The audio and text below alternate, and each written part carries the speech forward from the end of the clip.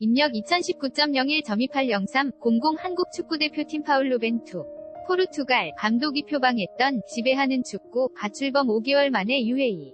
이에서 자초했다. 5년 만에 우승을 노렸던 아시안컵에서 벤투오는 분. 명실패했다. 조별리그부터 삐걱거렸던 한국은 8강전에서 카타르에 0대1로 덜미를 잡혀 2004년 8강 이후 15년 만에 4강에 오르지 못하고 짐을 쌌다. 토트넘에서 뛰어난 골 결정력을 보여줬던 손흥민을 유한 팀이라고는 믿기 어려울 정도로 찬 끝이 무뎠다. 한국은 공을 오래만 졌고 패스도 많이 했지만 정작 골은 넣지 못했다. 변기 지배에 쓰나골 은 사라졌다. 벤투 감독은 지난해 8월 부임하면서 지배하는 축구를 시작하겠다고 선언했다. 일명 뻥축구를 지향하고 골키퍼나 최종수 비수부터 차근차근 패스를 이어나가 득점을 노리는 방식이다. 우리 쪽 공 점유율을 높이면 경기를 주도하면서 상대의 공격 기회도 줄일 수 있다는 점이 있다. 이미지 크게 보기 문제는 아무리 공을 오래 갖고 있어도 골을 넣지 못하면 소용이 없다는 점이다. 이번 대회 한국이 펼친 공격은 지나치게 단조로웠다. 측면을 노리다 안 되면 뒤로 빼고 다시 중앙에서 공을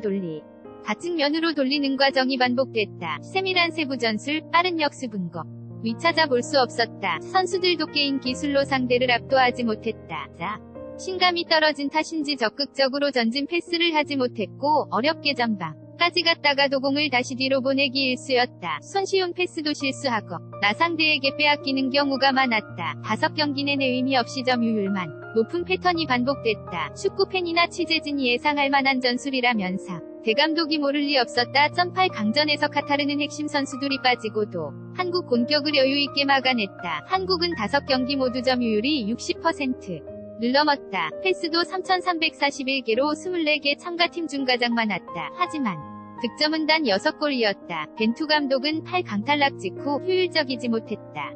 공격으로 전환하는 과정이 너무 느렸다. 고 문제가 있음을 인정했다.